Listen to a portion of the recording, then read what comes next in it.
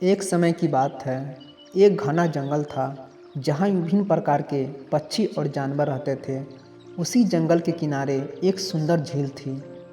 इस झील के पास कई सारस रहते थे। वे अपनी लंबी टांगों और सफ़ेद पंखों के लिए प्रसिद्ध थे। झील में मछलियों की भरमार थी, जिससे सारसों को भोजन की कोई कमी नहीं होती थी। लेकिन एक दिन झील में पानी कम होने लगा।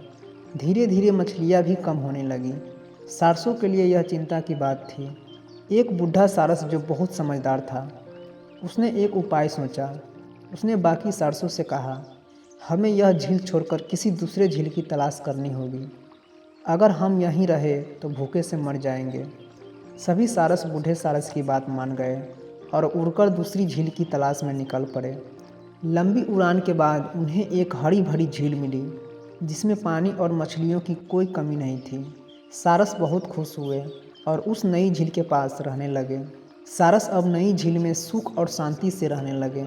झील में मछलियों की भरपूर मात्रा थी और चारों ओर हरियाली फैली हुई थी। सभी सारसों को लगने लगा कि अब उनके जीवन की सभी समस्याएं समाप्त हो गई है। लेकिन कुछ समय बाद समस्या फिर से सामने आने लगी। इस बार एक लोमड़ी ने झील के पास डेरा जमा दिया। वह झील के पास आने वाले छोटे पक्षियों और मछलियों का शिकार करने लगी। यह देखकर सारस फिर से परेशान हो गए।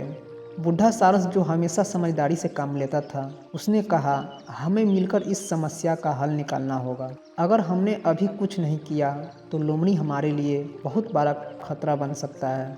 फिर वही बूढ़ा सारस ने सुझाव दिया, क्यों न हम पास के हाथी से मदद लें, वह लोमड़ी को डराकर भगा सकता है। सारसों ने हाथी के पास जाकर अपनी समस्या बताई। हाथी उनकी मदद करने के लिए तैयार हो गया।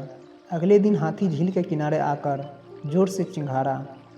उसकी गगनभेदी आवाज़ से लोमड़ी घबरा गई और वहाँ से भाग खड़ी हुई। सारसों ने राहत की सांस ली। बूढ़े सारस ने कहा, यह हमारी एकता का परिणाम है कि हमने मिलकर इस समस्या का हल निकाला।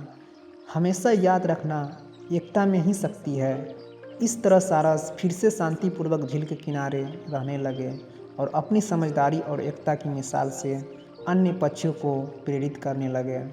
तो दोस्तों, इस छोटी सी कहानी से यह सीख मिलती है कि समझदारी और एकता से हर समस्या का समाधान संभव है।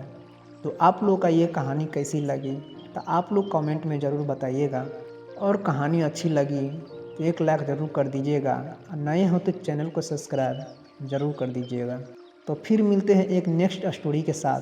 तब तक के लिए आप सभी को हमारा स्टोरी सुनने के लिए बहुत बहुत धन्यवाद।